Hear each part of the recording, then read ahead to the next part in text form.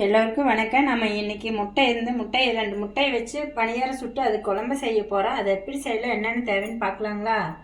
முட்டை, தக்காளி, வரமிளகாய், சின்ன வெங்காயம், பெரிய வெங்காயம், இஞ்சி பூண்டு பேஸ்ட்டு, கருவேப்பிலை, மல்லி, தேங்காய் துருவல், உப்பு, இதுதாங்க இதுக்கு தேவையானது.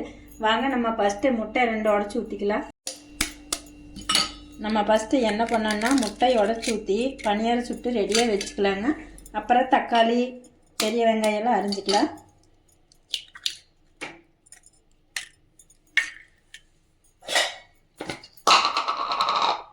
கொஞ்சமாக உப்பு போட்டுக்கலாம். இப்போ என்ன பண்ண போகிறோன்னா நல்லா கலக்க போகிறோம்.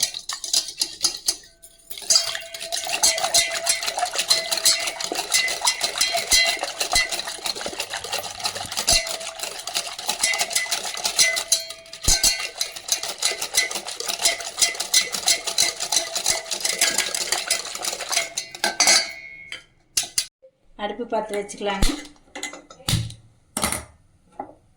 பனியாரக்கல் வச்சுக்கலாங்க. பாருங்கள், நல்லா பனியாரக்கல்ல காஞ்சிருச்சு. நம்ம இப்போ இன்னும் கொஞ்சமாக ஆயில் ஊற்றி முட்டை ஊற்றிக்கலாங்க.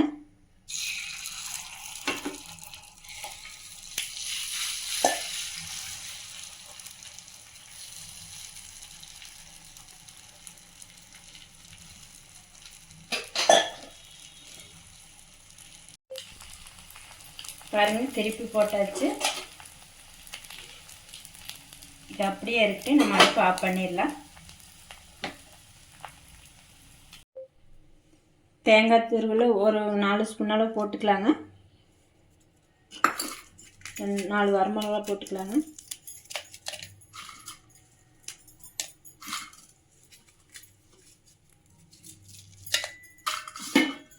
இப்போ நம்ம என்ன பண்ணலாம், தண்ணி ஊற்றி அரைச்சி எடுத்துக்கலாம்.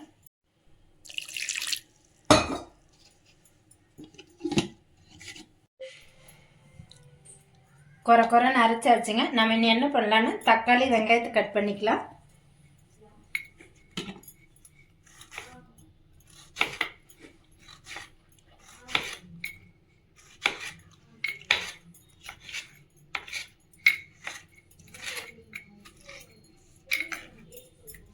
சின்ன சின்ன தக்காளி 2 எடுத்துக்கலாங்க.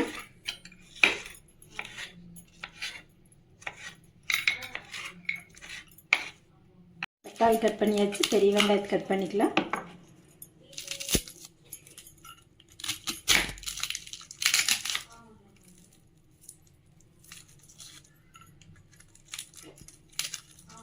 தக்காளி கட் பண்ணியாச்சு. பெரிய வெங்காயத்தை கட் பண்ணிக்கலாம்.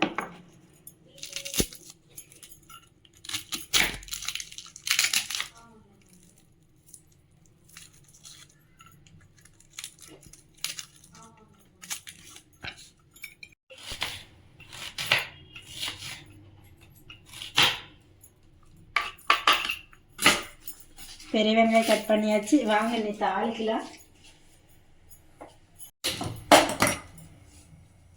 மண் சட்டியில் தாளிக்கலாங்க. 2 ஸ்பூன் எண்ணெய் ஊற்றிக்கலாங்க.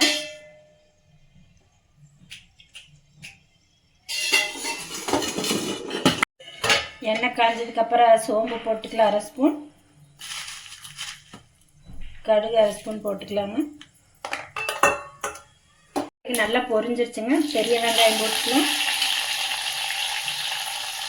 சின்ன வெங்காயம் ஒரு 5 சின்ன வெங்காயம் போட்டுக்கலாம். 2 வரமிளகாய் போட்டுக்கலாம். போட்டு நல்லா எண்ணெயில் வதக்கி விடுங்க.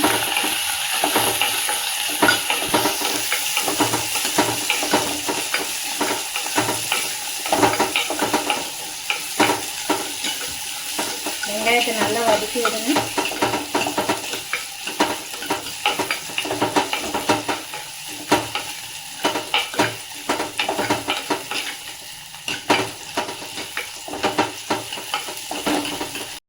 வெங்காயம் நல்லா வதங்கினதுக்கப்புறம் இஞ்சி பூண்டு பேஸ்ட்டு கொஞ்சமாக போடுங்க. 1 ஸ்பூன் அளவு போட்டுக்கலாங்க. அதே மாதிரி நல்லா வதக்கி விடுங்க.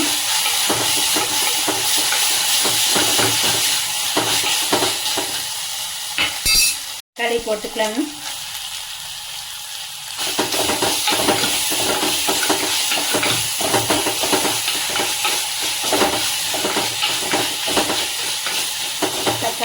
வதக்கி விடுங்க. இப்போ நம்ம தேவையான மசாலா போடலாம். மல்லித்தூள் 1 ஸ்பூன்,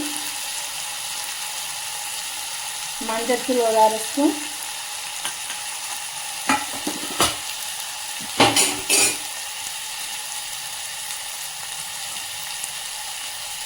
காஷ்மீர் மிளகாத்தூள் கொஞ்சமாக போட்டுக்கலாங்க. ஏன்னா ஏற்கனவே வரமிளகா இதுலேயும் போட்டுட்டு நம்ம தேங்காய்த்தூளும் போட்டு அரைச்சிருக்கிறோம்.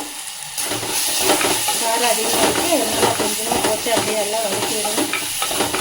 தக்காளி நல்லா வதக்கிட்டு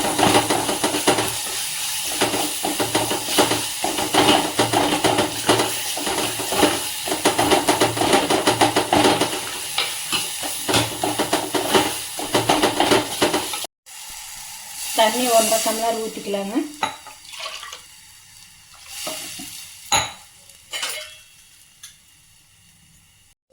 உப்பு தேவையான அளவு போட்டுக்கலாங்க.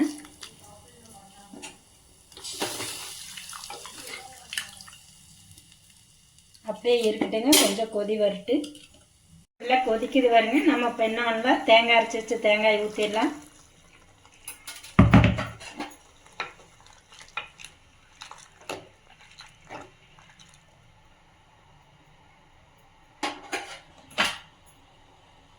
பாருங்கள், தேங்காய் ஊற்றியாச்சு, கொதிக்குது. நம்ம இப்போ என்ன பண்ணலாம், இந்த முட்டை பணியாரம் போட்டுடலாம்.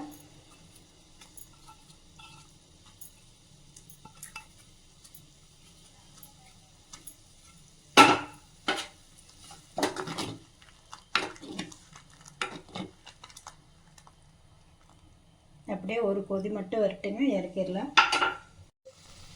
கடைசி இறக்குறப்ப கொத்தமல்லி கருவேப்பிலை மட்டும் அப்படியே மேலே தூவி விட்டு இறக்கலாங்க. அடுப்பு ஆஃப் பண்ணிடலாம்.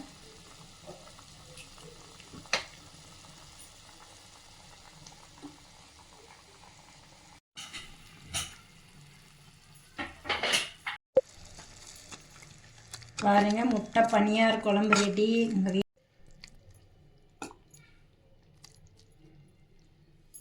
உங்கள் வீட்லேயும் முட்டை இருந்துச்சுன்னா டக்குன்னு நீங்கள் எதிர்பார்க்க அந்த வீடியோ பார்த்து டக்குன்னு செய்யறதுக்கு ஆரம்பிங்க. நல்லா டேஸ்ட்டாகவும் இருக்குது. இது மாதிரி செஞ்சு பார்த்துட்டு கமெண்டில் எப்படி இருக்குன்னு சொல்லுங்கள். லைக் பண்ணுங்கள், சப்ஸ்கிரைப் பண்ணுங்கள்.